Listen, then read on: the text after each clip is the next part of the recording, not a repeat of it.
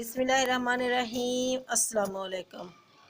कैसे हैं आप सब लोग? उम्मीद करती हूँ कि आप लोग खैरियत से होंगे। आज मैं आपके लिए लेकर आई हूँ बिल्कुल आसान सी रेसिपी, मतंजन की रेसिपी।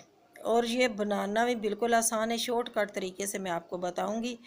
और दूसरी तरफ थोड़ी सी मैंने बिरयानी बनाई है, क्योंकि ईद मिलादुन नबी है तो ख़त्म शरीफ के लिए भी मीठा भी चाहिए और साथ नमकीन भी बनाया है।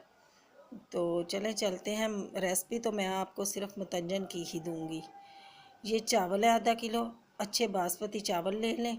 और ये है कलर वगैरह, ये सब चीज़ें हैं। और ड्राई फ्रूट आप अपनी मर्ज़ी के हिसाब से ले लें।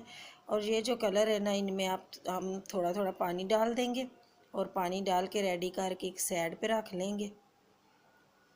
और चावल का तो पानी मैंने रखा हुआ है, उबल गया। चावल का पानी उबल गया था तो उसमें मैंने चावल डाल दिए।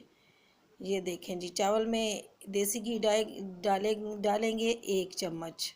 आप दूसरा घी भी डाल सकते हैं। और ये है सिरका, और सिरका भी 1 चम्मच 1.5 चम्मच के करीब डालेंगे। सिरके से क्या होगा कि हमारे चावल है ना लंबे लंबे बनेंगे। और घी डालने का फ़ायदा ये है कि जुड़ते नहीं हैं चावल हमारे।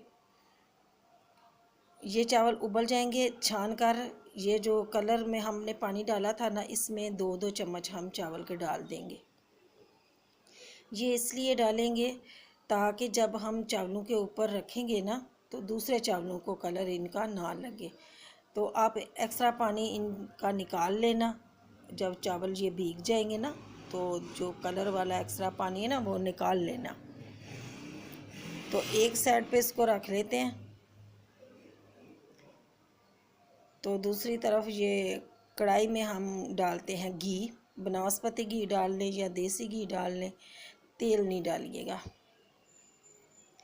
घी जब गर्म हो जाए तो उसमें हम डालेंगे चीनी। और मीठा आप अपनी मर्ज़ी के हिसाब से डाल लीजिएगा, क्योंकि मैं तो मीठा थोड़ा सा ज़्यादा ही रखती हूँ। कि मीठे में मीठा ही ना हो तो फिर मीठा खाने का मज़ा ही नहीं आता। आप अपनी मर्ज़ी के हिसाब से डाल लेना। और अब इसमें ये बादियान का फूल वगैरह, इलायची वगैरह जो डालना है ना वो डाल के इसकी थोड़ा सा पानी डालेंगे, आधे कप के करीब, ज़्यादा पानी नहीं डालना। और इसकी बनाएंगे चाशनी। तो ये है जी, एक तार वाली भी नहीं रखनी, मतलब बहुत ज़्यादा गाढ़ी नहीं करनी। अब इसमें डालेंगे चावल।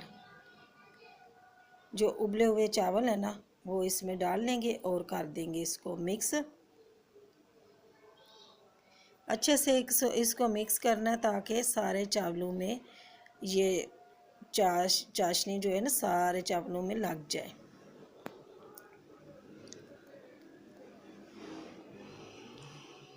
अब ये जो कलर वाले चावल है ना, ये चम्मच से ये ऊपर ऊपर से इसमें डाल दें। पानी नहीं डालना, इसके नीचे जो कलर बचा हुआ था ना वो नहीं डालना। ये अलग लागे ना आप डाल लेना। इस तरीके से सब लग लग डाल लेना थोड़े से फासले में। ये इतने मज़े के बनते हैं और इतना बनाना भी बिल्कुल आसान है, बच्चा भी बना सकेगा, इतना आसान बनाना है। और ऊपर इसके ड्राई फ्रूट डाल दें, जो भी आपके पास अवेलेबल है वो डाल दें। तो इसको लगाते हैं जी 10 मिनट के लिए हम दम, क्योंकि चावल थोड़े से सख्त थे तो इसमें दम डालते हैं हम। लगाते हैं 10 मिनट के लिए। दूसरे तरफ ये है जी, देखें जी चावल हमारे रेडी हो गए हैं। अब इसको हम डिश आउट करते हैं। ये देखें कितने खिले खिले चावल, और दाना दाना भी इनका खिला हुआ है और बहुत ही बेहतरीन और बिल्कुल लग लग चावल बने हैं। ये देखें जी, आप चाय के साथ खा लें, ऐसे ही खाएं, बहुत ही मज़े के ये चावल बनते हैं।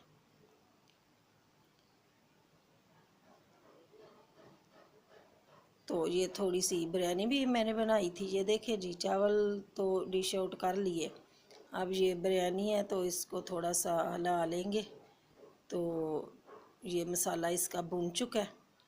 तो अब ये कढ़ाई में डालेंगे। उसके चावल भी मैंने उबाल लिए, तो इसको दम लगा देंगे।